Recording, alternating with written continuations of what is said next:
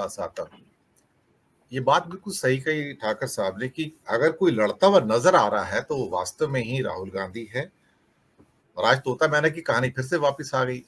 तो दुखती रग पे जो क्या कहते हैं ना कि फिर से हाथ रख दिया है, और जो रैंकिंग दी है अडानी मोदी करके, ये परेशान करने वाला है। क्योंकि जहां अडानी का नाम आता है पूरी भारतीय जनता पार्टी, ऐसा लगता है कि चेहरे पर शिकन आ जाती है कि हमारे एक बड़े आका के नाम पर ये इल्जाम फिर से कैसे आ रहे हैं। पर जो हो रहा है, पाप तो है, कभी तो बाहर आएगा। ऐसा तो नहीं कि नहीं आएगा। पर हाँ, राहुल चुनौती दे रहे हैं।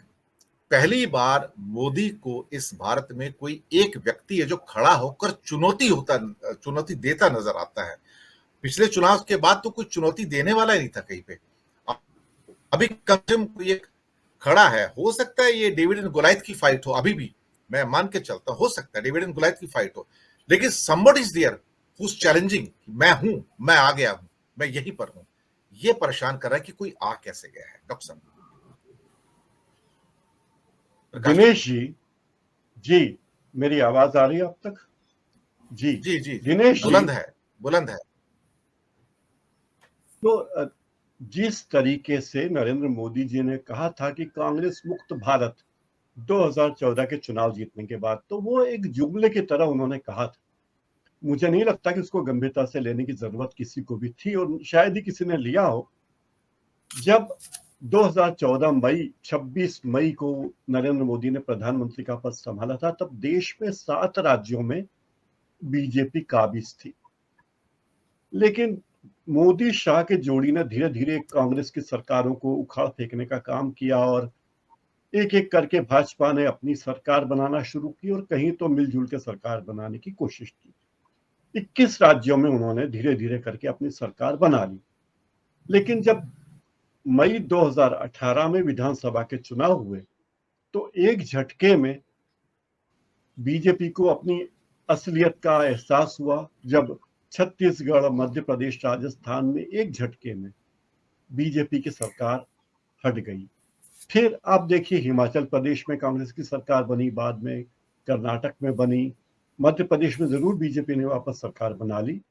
लेकिन कुल मिलाकर बीजेपी का सपना तो 2018 के चुनाव के बाद ही चूर चूर हो गया था, ये कि कांग्रेस मुक्त भारत बनाएंगे। राहुल गांधी का जो रुख आक्रामक है, मुझे लगता है कि नरेंद्र मोदी जी को इस देश में किसी एक व्यक्ति से सबसे ज्यादा खौफ ही कहूंगा। अगर कोई खौफ है किसी नेता से, तो वो राहुल गांधी है। क्योंकि राहुल गांधी ऐसे शख्स हैं जो नाम लेकर, प्रधानमंत्री नरेंद्र मोदी का नाम लेकर और चौकीदार कहकर और क्या कहते हैं, झूला उठा के जाने वाले, क्या क्या जो जो मोदी जी ने कहा था वो सब खुल के कहते हैं। राहुल गांधी एकमात्र शख्स हैं जो खुल के कहते हैं कि हम दो हमारे दो। राहुल गांधी ने आज भी प्रेस कॉन्फ्रेंस में सीधा तोते वाली कहानी बताई, राजा वाली कहानी बताई, और कहा कि राजा की जान तोते में है और वो तोता भारत में अडानी है। राजा तो खैर जिल्ले जुबानी तो हमारे नरेंद्र मोदी जी हैं ही, ये बात उन्होंने कही। प्रधानमंत्री नरेंद्र मोदी को और बीजेपी को राहुल गांधी की इस बात से बहुत चिढ़ है, और उन्हें लगता है कि एक तो वे नाम लेके आक्रमण करते हैं सीधे सीधे, और उनकी दुखती रग को छेड़ते हैं। क्योंकि अडानी का कारोबार जिस गति से बढ़ा है, जब नरेंद्र मोदी मुख्यमंत्री हुआ करते थे, प्रधानमंत्री नहीं बने थे, तब से अडानी का कारोबार बहुत तेजी से बढ़ा। और जब वो प्रधानमंत्री बने, तब तो उनकी तरक्की को मानो पर लग गए। एकदम जिस तेजी से अडानी ने तरक्की की, और वो तरक्की कैसे की, ये सब लोग जानते हैं। राहुल गांधी हमेशा आक्रामक रहे और हर मुद्दे पर आक्रामक रहे। और खास बात यह कि राहुल गांधी का जितना मजाक उड़ाने की कोशिश बीजेपी, आरएसएस और नरेंद्र मोदी ने की, उसकी ओर उन्होंने ध्यान नहीं दिया और अपनी रेखा बड़ी करते गए। जो जो बातें नरेंद्र मोदी कहते गए, राहुल गांधी उसके उलट अपने अभियान चलाते रहे। नरेंद्र मोदी जब कहते थे कि मेरा सीना 56 इंच का है, तो राहुल गांधी 2.5 घंटे तक केरल के समुद्र तट पे, समुद्र के भीतर तैर के उन्होंने बता दिया कि सीना कितना भी बड़ा होने का दावा करो, लेकिन मैं हूं जो इतनी देर समंदर में मछुआरों के साथ तैर सकता हूं। 56 इंच के सीने को उन्होंने चुनौती दे दी जब चीन की बात उन्होंने कही और कहा कि 56 इंच का सीना कहां जाता है जब चीन आपके सामने आता है, चीन के सामने आपकी बोलती क्यों बंद हो जाती।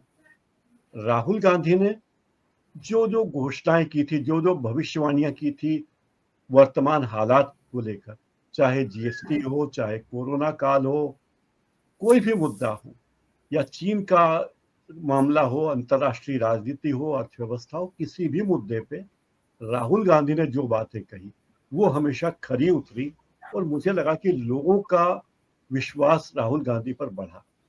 जब राहुल गांधी ने भारत जोड़ो यात्रा की तब उनकी छवि एक ऐसे निष्पक्ष और बेदाग नेता की उभरी जो बेबाक है, बेखौफ है और साफ गोई से अपनी बात कहता है। तो राहुल गांधी ने इस तरह लगातार अपना कद बढ़ाया।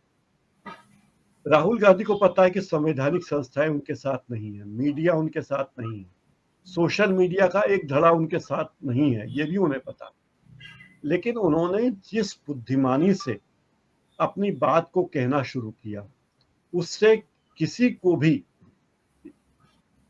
राहुल गांधी को नजरअंदाज करना मुश्किल हो गया और यही राहुल गांधी की खूबी है और इसी कारण बीजेपी की बौखलाहट बढ़ रही है।